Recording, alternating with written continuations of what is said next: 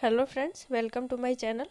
आज 19 नवंबर है और आज की वीडियो में हम लोग 19 नवंबर 2022 के करंट अफेयर्स पढ़ने वाले हैं। तो चलिए स्टार्ट करते हैं। आज का हमारा पहला क्वेश्चन है, नवजात शिशु देखभाल सप्ताह 15 से 21 नवंबर तक मनाया जाता है। तो हर साल 15 से 21 नवंबर तक नवजात शिशु देखभाल सप्ताह मनाया जाता है और इस बार जो 2022 में मनाया गया इसका थीम रखा गया है हर नवजात का जन्म अधिकार स्वास्थ्य सुरक्षा। तो ये इसका थीम रखा गया है हर नवजात का जन्म अधिकार स्वास्थ्य सुरक्षा। और जो जन्म से लेके मतलब जन्म के दिन से 28 दिन तक के जो बच्चे होते हैं उन्हें नवजात कहा जाता है। और एक रिपोर्ट के अनुसार देश में 26 लाख नवजात बच्चे की मौत हो जाती है। तो इसी के संबंध में जागरूकता फैलाने के लिए हर साल नवजात शिशु देखभाल सप्ताह 15 से 21 नवंबर तक मनाया जाता है। नेक्स्ट क्वेश्चन है सेकंड नंबर क्वेश्चन है, डॉक्टर भीमराव अंबेडकर विधि विश्वविद्यालय का शिलान्यास जयपुर राजस्थान में किया गया। तो जयपुर में एक जगह का नाम है बगरू, वहीं पे इसका शिलान्यास किया गया है डॉक्टर भीमराव अंबेडकर विधि विश्वविद्यालय का। और इसे राजस्थान के जो सीएम है अशोक गहलोत उनके द्वारा इसका शिलान्यास किया गया है। और इसमें जो लागत आने वाली है वो टोटल 387 करोड़ की लागत से ये बनेगा। तो इसमें 387 करोड़ की लागत आने वाली है और इसका प्रमुख उद्देश्य है कानून व्यवस्था को मजबूत बनाना।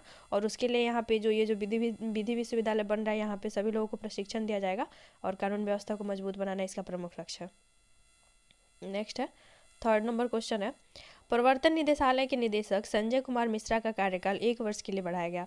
तो वर्तमान में जो ईडी है प्रवर्तन निदेशालय के जो निदेशक हैं उनका नाम है संजय मिश्रा और अभी हाल में उनका कार्यकाल बढ़ा दिया गया है 1 वर्ष के लिए। तो इसे आप याद रखिएगा। ईडी की स्थापना हुई थी 1956 में। तो प्रवर्तन निदेशालय की स्थापना 1956 में हुई थी और इसका उद्देश्य है धन शोधन को रोकना, यानी जो मनी लॉन्ड्रिंग होती है उसे रोकने के लिए इसकी स्थापना की गई थी। और ये 2 अधिनियम है जिसके तहत ईडी को इस प्रवर्तन निदेशालय को शक्ति प्राप्त होती है। तो कौन कौन से अधिनियम है, तो विदेशी मुद्रा प्रबंधन अधिनियम 1999 और भगोड़ा आर्थिक अपराधी अधिनियम 2018। तो इन दोनों अधिनियम के तहत इस प्रवर्तन निदेशालय को शक्ति प्राप्त होती है। और वर्तमान में जो प्रवर्तन निदेशालय के निदेशक है संजय कुमार मिश्रा उनका कार्यकाल 1 वर्ष के लिए बढ़ा दिया गया है, इसे आप याद रखिएगा। नेक्स्ट है राष्ट्रीय जांच एजेंसी यानी कि एनआईए। तो वर्तमान में एनआईए के महानिदेशक कौन है, तो इसके महानिदेशक है दिनकर गुप्ता और 2008 के एक्ट के तहत इसकी स्थापना 2009 में हुई थी। तो राष्ट्रीय जांच एजेंसी की स्थापना कब हुई थी, तो इसकी स्थापना 2009 में हुई थी 2008 के एक्ट के तहत। और इसका प्रमुख उद्देश्य है आतंकवाद के लिए जो फंडिंग होता है उसे रोकना। तो आतंकवाद के लिए ये संस्था काम करती है राष्ट्रीय जाँच एजेंसी और आतंकवाद फंडिंग को रोकना इसका प्रमुख लक्ष्य है। नेक्स्ट है प्रथम वित्त आयोग के अध्यक्ष। तो जो पहला वित्त आयोग था उसके अध्यक्ष केसी नियोगी थे और अनुच्छेद 280 में भारतीय संविधान के अनुच्छेद 280 में वित्त आयोग का वर्णन किया गया है और इसके जो पहले अध्यक्ष थे उनका नाम केसी नियोगी था।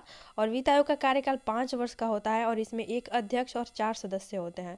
तो अनुच्छेद 280 के तहत वित्त आयोग का गठन किया जाता है जिसमें 1 अध्यक्ष और 4 सदस्य होते हैं और उनका कार्यकाल 5 वर्ष का होता है।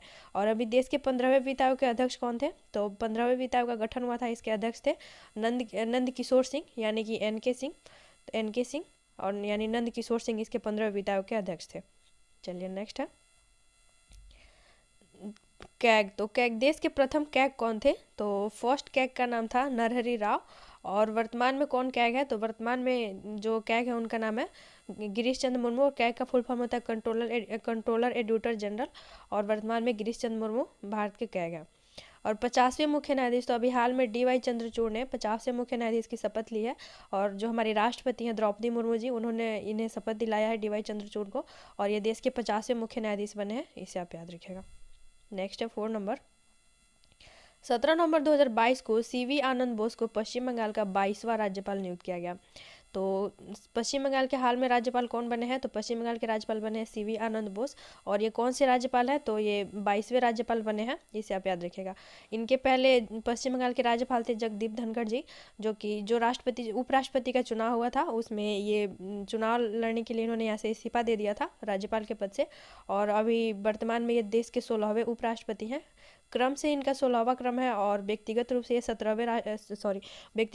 14वें उपराष्ट्रपति हैं। तो क्रम से 16वें उपराष्ट्रपति हैं और व्यक्तिगत रूप से 14वें उपराष्ट्रपति हैं। और जब ये उपराष्ट्रपति बन गए तो वहाँ पे पश्चिम बंगाल में राज्यपाल का सीट खाली हो गया, तो वहाँ पे अतिरिक्त प्रभार दिया गया था। मणिपुर के जो राज्यपाल थे ला गणेशन को, उनको अतिरिक्त प्रभार दिया गया था। और अभी हाल में CV आनंद बोस को यहाँ का पश्चिम बंगाल का राज्यपाल नियुक्त किया गया है, इसे आप याद रखिएगा। नेक्स्ट है 5 नंबर, 14 से 25 नवंबर 2022 तक साइट्स कॉप 29 की बैठक पनामा में आयोजित हो रही है। तो इसकी बैठक कहाँ हो रही है? तो साइट्स कॉप 29 की बैठक पनामा में हो रही है। अभी जो मिस्र में कॉप 27 की बैठक चल रही है ये उससे अलग है और ये भी इंपॉर्टेंट है, इसे आप याद रखिएगा। कॉप 27 की बैठक कहाँ चल रही है? तो मिस्र में, मिस्र के शर्म अल शेख में। तो ये वो वाला कॉप 27 नहीं है, ये दूसरा कॉप 29 है, इसे देख लेते हैं हम। तो साइट्स का फुल फॉर्म होता है convention of international trade in endangered species of flora and Fiona. तो इसका फुल फॉर्म हो गया ये convention of international trade in endangered species of flora and Fiona. और इसका उद्देश्य क्या है, इस साइट का उद्देश्य क्या है? तो इसका उद्देश्य है संकटग्रस्त जीव जंतुओं के अवैध तस्करी को रोकना। तो जो जीव जंतु संकटग्रस्त होते हैं उनकी तस्करी को रोकने के लिए इसकी स्थापना की गई थी। और इसकी स्थापना कब हुई थी? इसका इस साइट का एक अन्य नाम है, एक दूसरा नाम भी है इसका। तो इसका नाम है विश्व वन्य जीव सम्मेलन और इसकी स्थापना 1975 में हुई थी। और इसमें भारत 1976 में इसमें शामिल हुआ था। तो इसमें भारत 1976 में शामिल हुआ, स्थापना 1975 में हुई थी और इसका हेड क्वार्टर है जिनेवा में। जिनेवा कहाँ है? स्विट्जरलैंड में। तो स्विट्जरलैंड के जिनेवा में इसका हेड क्वार्टर है, इसे आप याद रखिएगा। चलिए नेक्स्ट है कॉप फर्स्ट। तो कॉप फर्स्ट कब हुआ था और कहाँ हुआ था? तो कॉप फर्स्ट का आयोजन 1995 में बर्लिन में हुआ था और अभी हाल में कॉप 27 का आयोजन मिस्र में हो रहा है 2022 में, इसे आप याद रखिएगा। नेक्स्ट है विश्व वन्य जीव कोष। तो इसकी स्थापना 1961 में हुई थी और इसका प्रतीक है पांडा, इसे आप याद रखिएगा। नेक्स्ट है रेड डाटा बुक। तो इसमें जो संकटग्रस्त जीव जंतु होते हैं उनकी लिस्ट ये प्रकाशित करता है रेड डाटा बुक। और इस रेड डाटा बुक को कौन प्रकाशित करता है? तो IUCN इसे प्रकाशित करता है। और IUCN की स्थापना 1948 में हुई थी और इसका हेड क्वार्टर कहाँ है? तो स्विट्जरलैंड के ग्लैंड में इसका हेड क्वार्टर है, इसे आप याद रखिएगा। नेक्स्ट है 6 नंबर क्वेश्चन है पेरिस ओलंपिक और पैरालंपिक 2024 का शुभंकर फ्रीजियन कैप को चुना गया है। तो पेरिस में जो 2024 में ओलंपिक और पैरालंपिक होने वाले हैं उसके लिए शुभंकर चुना गया और उसका शुभंकर किसे बनाया गया? तो फ्रीजियन कैप को बनाया गया है। ये एक टोपी है, फ्रीजियन कैप एक टोपी है और ये जो फ्रांस की क्रांति हुई थी तो उसमें ये आज़ादी का प्रतीक था।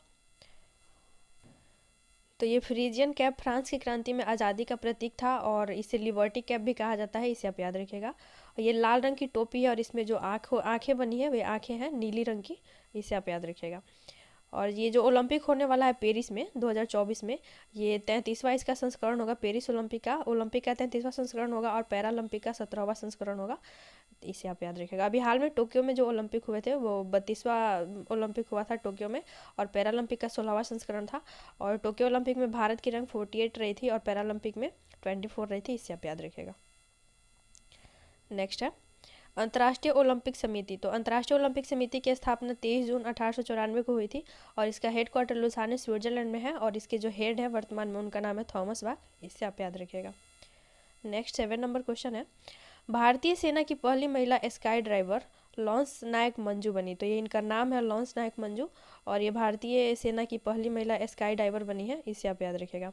इन्होंने ध्रुव हेलीकॉप्टर से 10,000 फीट की ऊंचाई से छलांग लगाया है, इसे भी आप याद रखिएगा। किस हेलीकॉप्टर का प्रयोग हुआ? तो ध्रुव हेलीकॉप्टर का। नेक्स्ट है excellence in leadership for family planning.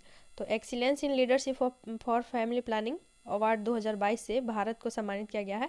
ये अवार्ड अभी हाल में भारत ने जीता है और ये कहाँ पे मिला है? तो ये मिला है थाईलैंड में। थाईलैंड सरकार द्वारा भारत को दिया गया है और भारत के जो स्वास्थ्य मंत्री हैं मनसुख मंडाविया, उन्होंने इस अवार्ड को ग्रहण किया है, उनको ये मिला है, तो इसे भी आप याद रखिएगा। और कुछ अन्य अवार्ड है, इसे देख लेते हैं।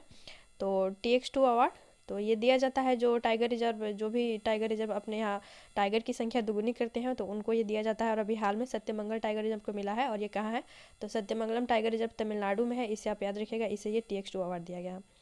नेक्स्ट है 31वां व्यास सम्मान। तो ये असगर वजाहत को मिला है और उनके बुक का नाम है महाबली, इसके लिए उन्हें दिया गया है। और महिला फुटबॉलर ऑफ द ईयर, तो मनीषा कल्याण महिला फुटबॉलर ऑफ द ईयर बनी है और सुनील छेत्री को पुरुष फुटबॉलर ऑफ द ईयर दिया गया है, इसे आप याद रखिएगा। नेक्स्ट है UNSDG चेंज मेकर अवार्ड। तो ये सृष्टि बख्शी को मिला है UNSDG चेंज मेकर अवार्ड। चलिए नेक्स्ट है 9 नंबर दुनिया में पहली बार ड्रोन से पशुओं के टीकों की आपूर्ति अरुणाचल प्रदेश राज्य में की गई। तो ये दुनिया में पहली बार की गई है, कहाँ पे हुई है? तो ये अरुणाचल प्रदेश राज्य में की गई है और ड्रोन के जरिए पशुओं के टीकों की आपूर्ति की गई है, इसे आप याद रखिएगा। तो ड्रोन द्वारा अरुणाचल प्रदेश के दुर्गम इलाकों में 20 किलोमीटर की यात्रा करके इन ड्रोन द्वारा 20 किलोमीटर की यात्रा से इन टीकों की आपूर्ति की गई है। और इस टीका का नाम क्या है, तो इसका नाम है ओवैक टीका। और हैदराबाद की एक संस्थान है जिसका नाम है भारतीय रोग प्रतिरोधक लिमिटेड, इसने इस टीके का निर्माण किया है। और इसमें जो टोटल 1000 खुराक पहुंचाई गई है ड्रोन के जरिए, किस राज्य में, तो अरुणाचल प्रदेश राज्य में। चलिए नेक्स्ट है 10 नंबर। 16 नवंबर 2022 को पूर्वोत्तर ओलंपिक खेलों का दूसरा संस्करण शिलोंग मेघालय में संपन्न हुआ। तो अभी हाल में इसका आयोजन कहाँ हुआ था, तो इसका आयोजन हुआ था शिलोंग में। और ये दूसरा संस्करण था पूर्वोत्तर ओलंपिक खेलों का, जिसका हाल में आयोजन हुआ था शिलोंग में। इसमें टॉप पे कौन रहा है पदक तालिका में, तो पदक तालिका में टॉप पे मणिपुर रहा है, जिसने टोटल 240 पदक जीते हैं, जिसमें से 88 गोल्ड है। तो मणिपुर टॉप पे रहा है मेडल टैली में। और दूसरे स्थान पे असम रहा है। और अभी जो अगली आयोजन होने वाली है पूर्वोत्तर ओलंपिक खेलों का, इसका जो तीसरा संस्करण होगा तो वो होगा नागालैंड में। इसे भी आप याद रखिएगा, इसका तीसरा पूर्वोत्तर ओलंपिक खेलों का तीसरा संस्करण कहाँ होगा, तो वो नागालैंड में होगा। चलिए नेक्स्ट है, कुछ अन्य खेल के आयोजन जो होने वाले हैं उन्हें देख लेते हैं। तो तीसरा खेलो इंडिया यूनिवर्सिटी गेम्स का आयोजन कहाँ होने वाला है, तो ये उत्तर प्रदेश में होगा। और यूपी के 4 शहरों में इसका आयोजन होगा, तीसरा खेलो इंडिया यूनिवर्सिटी गेम्स। और 37वां राष्ट्रीय खेल का आयोजन गोवा में होने वाला है। और 5वां खेलो इंडिया यूथ गेम्स ये मध्य प्रदेश में होने वाला है, इसे भी आप याद रखिएगा। तो आज की वीडियो में बस इतना ही, मिलते हैं नेक्स्ट वीडियो में, तब तक के लिए थैंक यू सो मच।